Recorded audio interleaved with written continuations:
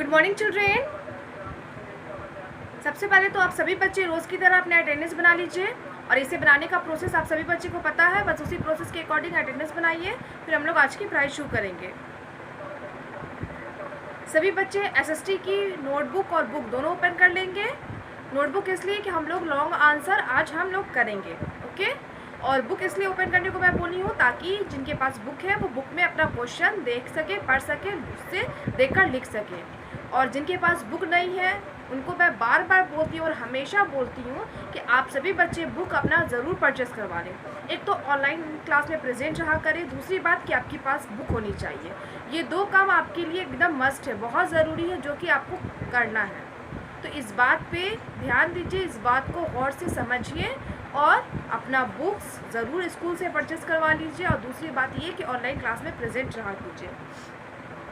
सभी बच्चे notebook open कर लेंगे, ओके। नोटबुक ओपन है तो जो बच्चे शॉर्ट आंसर लिखे थे, है ना, जिनके पास बुक थी तो वो सिर्फ शॉर्ट आंसर नोटबुक में लिखे हैं, तो वो बच्चे अगर शॉर्ट आंसर लिखने के बाद आपके नोटबुक में उसी पेज में, जिस पेज में शॉर्ट आंसर लिखे उस पेज में 3 से ज़्यादा लाइन है तो वो बच्चे उसी पेज से लिखेंगे, ओके। और जिनके पास बुक नहीं थी तो हम लोग क्रिएटिव स्किल्स और लाइफ स्किल्स किए थे, तो मैंने कहा था जिनके पास बुक नहीं है वो बच्चे नोटबुक में लिखे हैं। तो लाइफ स्किल्स के बाद अगर आपके पेज में 3 से ज़्यादा लाइन है तो उस पेज में लिखिएगा, अगर नहीं है तो न्यू पेज का इस्तेमाल कीजिएगा, ओके। और हाफ पेज वाले बच्चे लिखने को जानते ही हैं कि क्या करना है। तो हम जो कुछ लिखें, चाहे वो शॉर्ट आंसर हो या लाइफ स्किल्स हो, उसके बाद हमें लाइन खींच लेना है। उसके बाद एक लाइन में डेट रिमेंबर, दूसरे लाइन में, है ना, चैप्टर, जैसे एक लाइन में डेट रिमेंबर चैप्टर, दूसरी लाइन में हेडिंग और तीसरी लाइन से लिखना शुरू, ओके। ये बात होती है।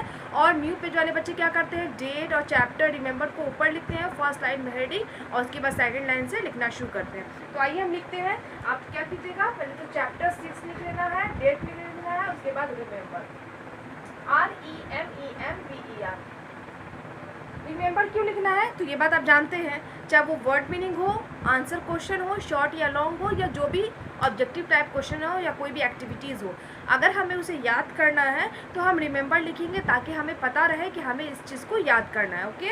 अब हमारा हेडिंग है, तो हेडिंग क्या है, क्वेश्चन नंबर ई है ना। क्वेश्चन नंबर ई है वो क्या है, आंसर द फॉलोइंग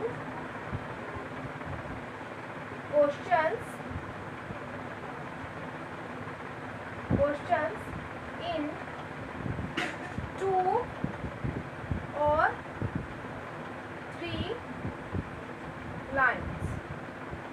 बोला है answer the flowing questions in 2 और 3 लाइन्स, मतलब इन प्रश्नों का उत्तर 2 या 3 लाइन में, यानी कि 2 या 3 वाक्य में देना है, सेंटेंस में देना है, ओके। बस 2 ही क्वेश्चन है आपका और उसका हमें आंसर लिखना है। 2 या 3 लाइन, लाइन का मतलब होता है सेंटेंस यानी कि वाक्य। हमें सेंटेंस में आप लोगों को हमेशा एग्जाम में भी आया था इस तरीके का क्वेश्चन कि answer the following question in 1 line और answer the following question in 2 या 3 लाइन्स। उसमें भी बच्चे क्या किए थे, 1 लाइन में डायरेक्ट शब्द लिख दिए थे, जो आंसर था, वर्ड था, वो वर्ड लिख दिए थे।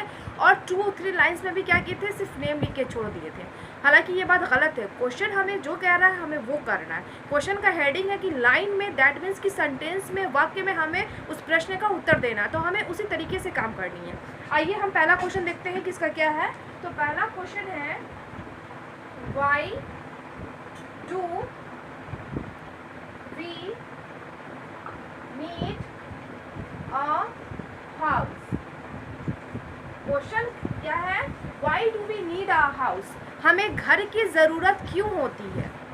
जैसे हमने बताया था ना कि ह्यूमन बींग्स का 3 बेसिक नीड है ना, 3 बुनियादी ज़रूरत है, मूलभूत ज़रूरत है, जिसमें से क्या है, फूड्स है, क्लोथ्स है एंड होम्स है, हाउस है ना। तो ये हाउस जो है तो क्यों ज़रूरी है, तो आप जानते हैं ना, भोजन हमारे लिए क्यों ज़रूरी है, तो ज़िंदा रहने के लिए, जीवित रहने के लिए, ताकत के लिए हमें भोजन चाहिए और अपने शरीर को ढकने के लिए कपड़े की ज़रूरत पड़ती है। उसी तरीके से घर की जो ज़रूरत पड़ती है तो क्यों पड़ती है। तो आइए हम आंसर देखते हैं, लिखेंगे फिर समझेंगे उसको। We need a house to live in and protect ourselves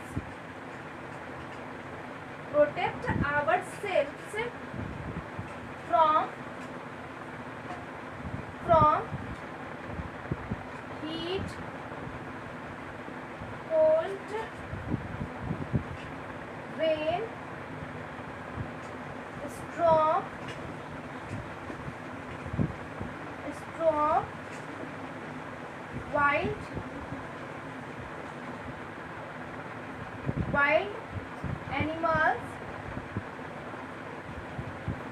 wild animals, insects and thieves.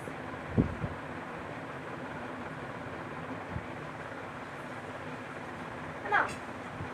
Question क्या है? Why do we need a house? हमें घर की ज़रूरत क्यों होती है? तो we need a house to live in, हमें एक घर की ज़रूरत रहने के लिए होती है। And protect our self from heat, cold, rain, storm, wild animals, insects and thieves, और अपने आप को सुरक्षित रखने के लिए किन किन चीज़ों से?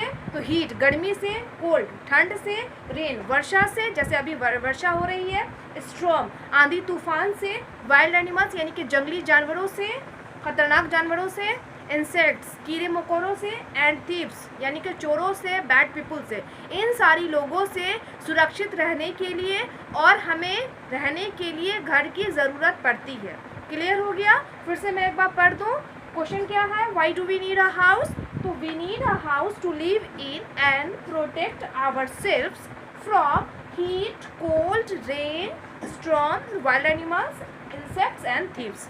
यहाँ पे वाइल्ड एनिमल्स मैंने लिखा, कॉमा ध्यान से देखिएगा, यहाँ पे कॉमा है ना, यहाँ पे जगह नहीं था, मैंने इसलिए साइड पे लिखा, कॉमा के बाद इंसेक्ट्स है, उसके बाद थीव्स है। ओके, आप भी इसी तरीके से लिखिएगा।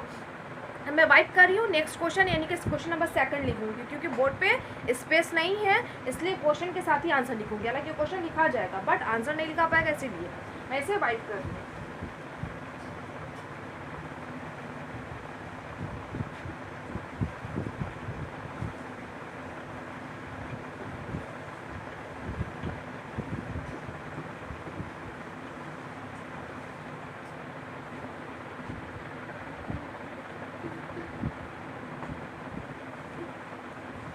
क्वेश्चन नंबर 2, 1 कंप्लीट हो गया। 2 क्या है?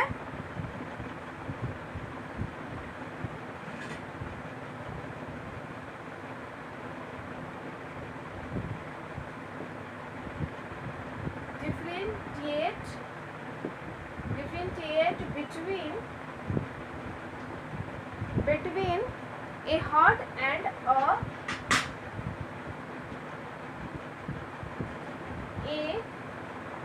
hot and a concrete house.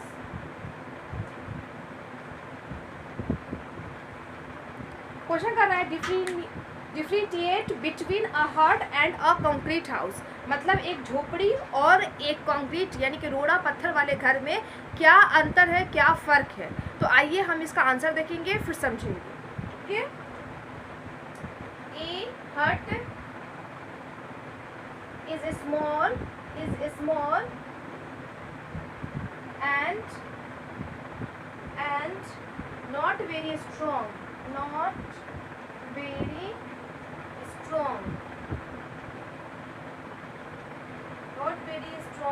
it does not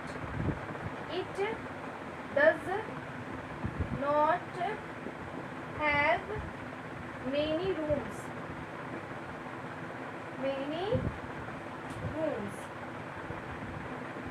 while a concrete house is big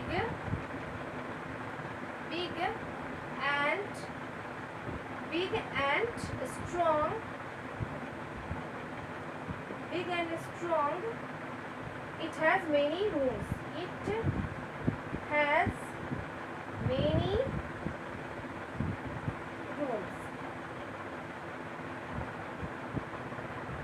question क्या था? डिफरेंशिएट बिटवीन अ हट एंड अ कंक्रीट हाउस, मतलब ये कह रहा था क्वेश्चन कि एक झोपड़ी में और एक रोड़ा पत्थर यानी कि पक्का हाउस में क्या डिफरेंस है, क्या अंतर है। तो आंसर हम पढ़ लेते हैं फिर समझाऊंगी। क्या है, a hut is a small and not very strong. बोला एक जो झोपड़ी होती है वो छोटी होती है और बहुत ज़्यादा मजबूत नहीं होती है। It does not have many rooms, इसमें बहुत ज़्यादा रूम्स नहीं होते, यानी कि कमरे नहीं होते। वाइल, जबकि a concrete house is big and strong, जबकि जो कॉन्क्रीट हाउस होता है यानी कि रोड़ा पत्थर वाला जो घर होता है वो बड़ा होता है एंड स्ट्रॉन्ग, मजबूत होता है। इट हैज़ मेनी रूम्स, और उसमें बहुत कमरे होते हैं। क्लियर हो गया?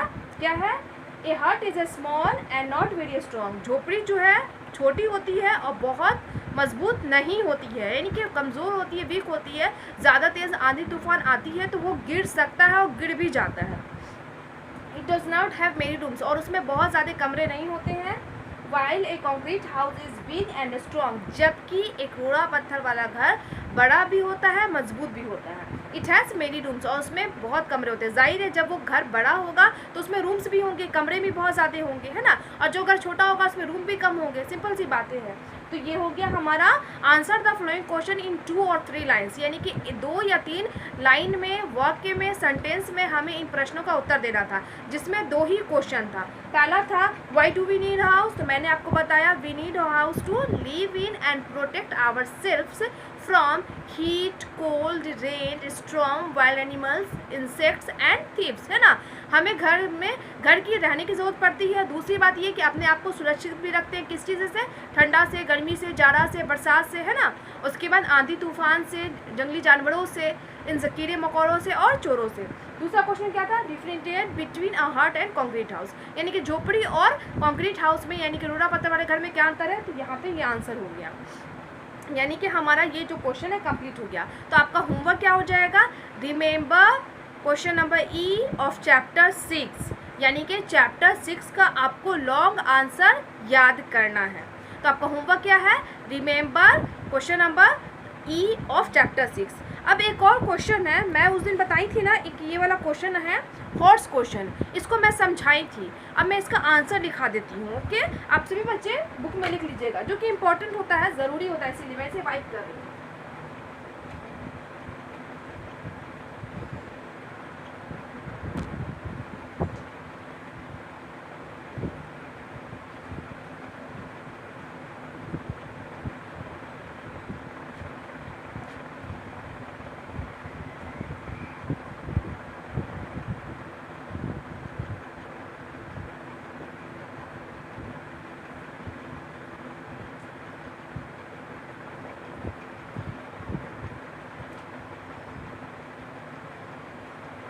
क्वेश्चन क्या है, हॉर्स, HOTS क्वेश्चन ना, हॉर्स क्वेश्चन। इस क्वेश्चन को मैं लिख देती हूँ, जिनके पास बुक है ना, तो वो क्या करेंगे, हॉर्स क्वेश्चन लिखकर पूरा मतलब वो भी नोट करेंगे, ओके। दोनों बच्चे, जिनके पास बुक है वो भी, जिनके पास नहीं है वो भी। तो क्वेश्चन क्या है,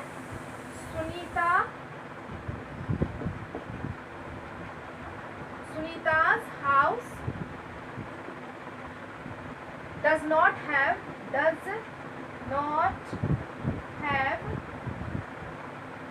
wire mesh on the windows,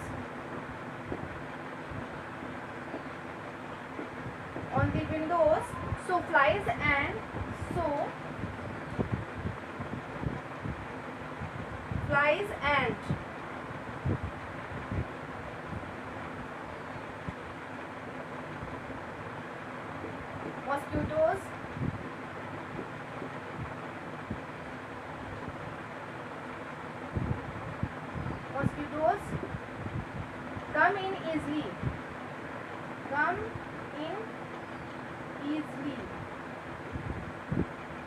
in easily. Do you think it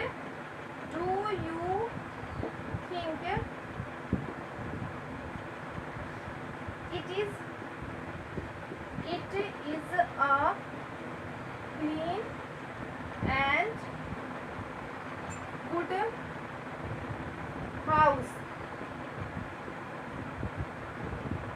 Okay. Question क्या था, Sunita's house does not have wire mesh on the windows, so flies and mosquitoes come in easily. Do you think it is a clean and good house?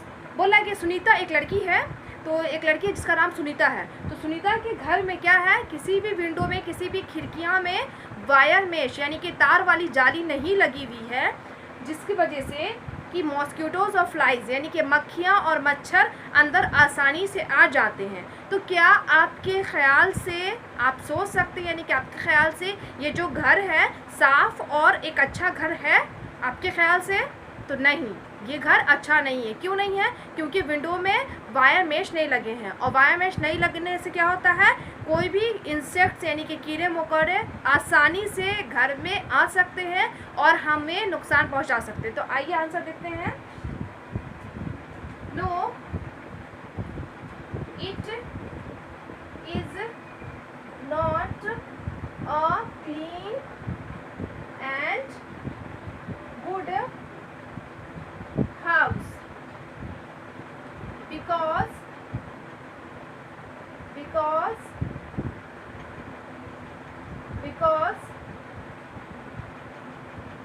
without wire mesh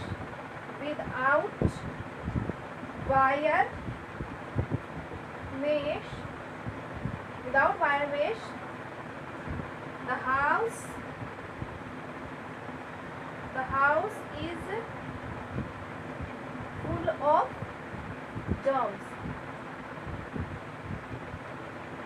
है ना। तो answer क्या हो गया? No, it is not a clean and good house because without wire mesh the house is full of germs. Answer क्या है? No, नहीं, ये जो घर है ना ही साफ है ना ही अच्छा है। क्यों? क्योंकि विदाउट वायर मेश, बिना तार के जाली से ये घर फुल ऑफ जर्म्स, कीटाणुओं से भरा है। क्यों? कैसे भरा है? क्योंकि बिना जाली के खिड़की से बआसानी क्या आता है, फ्लाइज एंड मॉस्किटोज़, मच्छर और मक्खियाँ, यानी कि फ्लाइज मीन्स मक्खियाँ होती है, चाहे वो आपको हाउस फ्लाई बोलिए या फ्लाई बोलिए, तो मक्खियाँ आती है और मच्छरें आते हैं जो कि हमारे शरीर पे बैठते हैं, हमारे खाने पे बैठते हैं या हमारे घर के दूसरी चीज़ों पे बैठते हैं और बैठ के घर में गंदगी फैला देते हैं, जिस वजह से कीटाणु होती है और हमें वो बीमार करती है और कर सकती है। ओके, तो ये है। तो आप सभी बच्चे इसे नोट कर लीजिएगा। ओके, लेकिन आपको रिमेंबर क्या करना है, क्वेश्चन नंबर ई याद करना है। क्वेश्चन नंबर ई जो है वो तीनों क्वेश्चन आपको क्या करना है, याद करना है। तो आप सभी बच्चे क्या कीजिएगा, वो तीनों क्वेश्चन को, सॉरी क्वेश्चन नंबर ई में 2 ही क्वेश्चन है, तो वो दोनों क्वेश्चन को आप याद कर लीजिएगा। तो आपका होमवर्क क्या हो जाएगा, remember question number E of chapter 6। Okay, और जिनको मतलब शॉर्ट आंसर नहीं याद है या वर्ड मीनिंग नहीं याद है, उनके लिए अगेन रिमेंबर भी है। अब मैं अपने क्लास को स्टॉप कर रही हूँ, और जब क्लास स्टॉप होता है तो उस समय एक गुड हैबिट टिप देती हूँ। और आप सभी बच्चे को पता है गुड हैबिट टिप आजकल क्या चल रहा है, एट होम के लिए। पहले स्टेइंग हेल्दी के लिए था, उसके बाद एट स्कूल के लिए था, अब है एट होम, कि घर पे हमें क्या करना है। वैसे तो हमें बहुत सारा काम, ज़्यादातर हम घर पे ही रहते हैं, और सारे काम चाहे वो स्टेइंग हेल्दी के लिए हो या गुड हैबिट बैड हैबिट हो, जो भी हम सीखते हैं तो वो ज़्यादातर हम घर पे ही सीखते हैं और घर पे ही रहते हैं, उसे फॉलो करना होता है। ओके, तो आज का है keep your toys in place after playing, है ना। बोला है कि keep your toys in place, मतलब कि अपने खिलौनों को खेलने के बाद जगह पे रख दो। जैसे आप घर पे हैं तो खेलते ही हैं, और खेलने का बहुत सारा सामान होता है, चाहे वो बॉयज़ हो या गर्ल्स हो, सभी का अलग अलग टॉयज होते हैं, खिलौना होते हैं। तो वो जो खिलौना है आपके घर में जहाँ पे भी जगह बना हुआ है, खेलने के बाद उस खिलौना को जगह पे रख दीजिए, ताकि दूसरे टाइम या दूसरे दिन अगर हमें खेलने की ज़रूरत पड़े तो हम अपनी चीज़ों को वहीं से उठाएं। और उससे क्या होता है, उससे ये भी होगा कि एक तो हमारा चीज़ जगह पे रहेगा तो हमें बआसानी मिल जाएगा, दूसरी बात ये भी होगा कि हमारा घर नीट एंड क्लीन लगेगा, है ना, एक तरतीब में रहेगा तो अच्छा दिखेगा। इसीलिए खेलने के बाद अपने खिलौनों को जगह पे रख दें, और दूसरे दिन भी हम वहाँ से उस चीज़ को उठाएं तो वो भी जगह पे मिले, और फिर से हमें जगह पे रखना है। तो ये सारे बच्चे सिर्फ टॉयज ही नहीं, अपने बुक्स, नोटबुक्स या अपनी ज़रूरत की सारी सामान जगह पे रखा कीजिए। ओके, तो क्या है हमारा आज का गुड हैबिट टिप कि कीप योर थिंग्स, है ना, keep your toys in place after playing, खेलने के बाद अपने खिलौनों को जगह पर रख दीजिएगा। तो ये गुड हैबिट टिप आप भी फॉलो कीजिए और आप दूसरों को भी बताइए। ओके, और होमवर्क क्या है आपका, remember question number E of chapter 6। Chapter 6 का क्वेश्चन नंबर ई, यानी कि 1 to लॉन्ग आंसर आपको याद करना है। आज के लिए इतना ही। Thank you all.